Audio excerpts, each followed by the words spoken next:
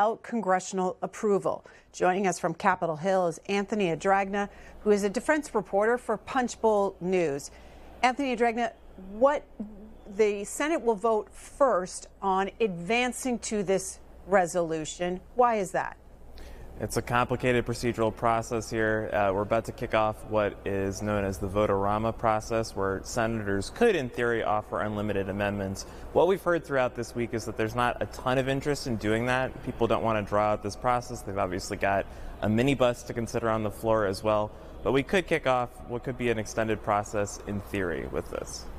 They will vote to advance the legislation, and as you said, then that kicks off how many hours of debate and this vote-a-rama. Explain to our viewers how that will work, and what are you expecting? Right. So in theory, there could be up to 10 hours of debate on the resolution once we're formally on it, followed by a vote-a-rama in which senators are allowed to offer amendments on anything germane to the resolution. Now, there's dispute about what that could entail. However, before we get to that, I think there's going to be an effort to try to kill this resolution altogether. Republicans are going to argue essentially that there's no active troop presence here on the ground in Venezuela. They're going to try to win out some of the 5 Republicans who voted with Democrats last week to advance the resolution. If they're successful in making that case, we could see the debate cut off right then and there. What do you mean by that? Cut off at the point when they try to advance it in the first vote, or during the amendment process? I guess I'm not entirely sure about when this point of order would be raised, but Republicans would try to raise it and essentially forestall the furthering of this process. Again, they've got 5 Republicans that held out last week. The president has singled them out by name, and so they're trying, both administration officials and Republican leadership are trying really hard to pick off 2 of them, flip their votes, and try to, short-circuit this whole process altogether. Let's talk about those 5. Who are they? So it's Senator Rand Paul. He's one of the co-sponsors of the resolution. He's joined by Senator Murkowski, Lisa Murkowski of Alaska, who's voted, with Democrats previously on War Powers resolutions, and then Senator Susan Collins of Maine, Senator Josh Hawley of Missouri, and Senator Todd Young of Indiana. Now, we just heard my colleague Andrew Desiderio reported that Senator Hawley is inclined to join with his party in voting for this point of order. So that would mean that Republicans have flipped back one of those votes. They would need just one more, in theory, to, again, short-circuit this process and stop the resolution in its tracks. So of those 4 remaining Republican senators, who are you watching that could potentially go back on how they voted last week and side with the president? Well, again, Senator Murkowski and Senator Paul have voted with Democrats before in prior iterations here. So I think they're pretty much off the books. We talked to Senator Collins yesterday. She said her position is unchanged despite the president's pressure. So I think it really does come down to Senator Young. He's been pretty circumspect with his comments that he's offered on this process. But he did tell us yesterday that he thought it was important to vote procedurally to advance this resolution. He thought the debate was important, but he's definitely going to be the vote to watch here on the floor. I would also just mention Senator John Fetterman of Pennsylvania. He's a Democrat, but he's expressed vocal support for the president's actions in Venezuela. He did side with his party to advance the resolution last week, but he remains sort of a wild card on final passage. We'll have to see what he does here. What could happen on final passage then with the vote total? Because it is a resolution, meaning they only need a simple majority, right?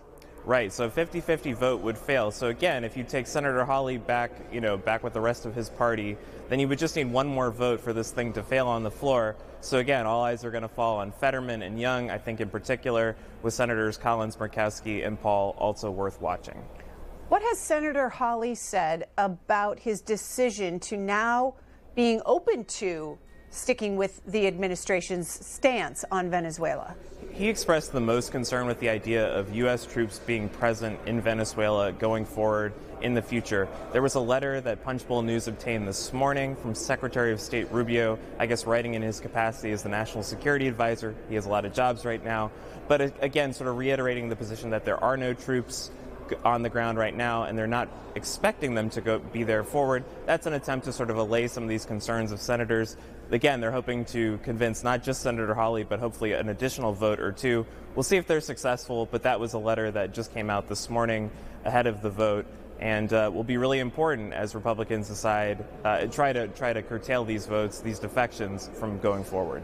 Who are are the senators pushing for this resolution? Senators pushing for this resolution would be Senator Tim Kaine has been a leading voice, along with Senator Schumer and Adam Schiff of California. And then, as I mentioned, Senator Paul has been a co-sponsor of these war powers resolutions. He views the executive as needing to come to Congress, and the expansionism and military expeditions abroad is going too far. So he's been kind of an outspoken, pretty lone voice from the Republican Party in a lot of these issues to date. Do we know timing of final passage, the vote on final passage? I wish we did. We're expecting the resolution to be taken up again late afternoon, Wednesday here in the Senate. And but then, it depends on how long the debate process is drawn out, how many amendments are offered. As I mentioned, Senator Kaine said he didn't anticipate many Democratic amendments, but we'll have to see if that's borne out once this does hit the floor. And then, there's a lot of genuine floor drama and uncertainty going into final passage. That's pretty unusual in 2026 on the Senate in particular. So it'll be a really interesting vote to watch once we do get to final passage, if we get there. Anthony Adragna, do you expect we see other war powers resolutions dealing with other countries than Venezuela?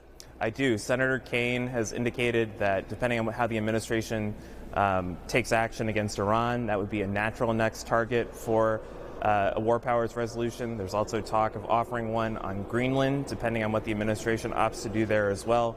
President Trump has also spoken out about the possibility of actions in places as varied as Nicaragua, Colombia, Cuba, and there's been interest in offering war powers resolutions on those as well, provided there is some sort of action taken by the administration. So this is not an issue that Congress is going to lean away from. It seems like there's going to be more votes. Again, we've not really seen a lot of these efforts bear fruit yet, but today's vote will be an interesting case in point for whether Congress wants to reassert itself in matters of war. Back to Venezuela. If this is approved on final passage, what is happening in the House on a war powers resolution dealing with Venezuela? There has been a resolution introduced again in the House. It's very similar to one that came up just 2 votes short of passage in December. We're expecting a vote later this month on that resolution in the House. Now, keep in mind, the president has the ability to veto these resolutions were they to pass both chambers of Congress. We would obviously expect him to do that. And so they would face, obviously, very slim odds of overcoming that veto. 2/3 support doesn't seem to be in the cards.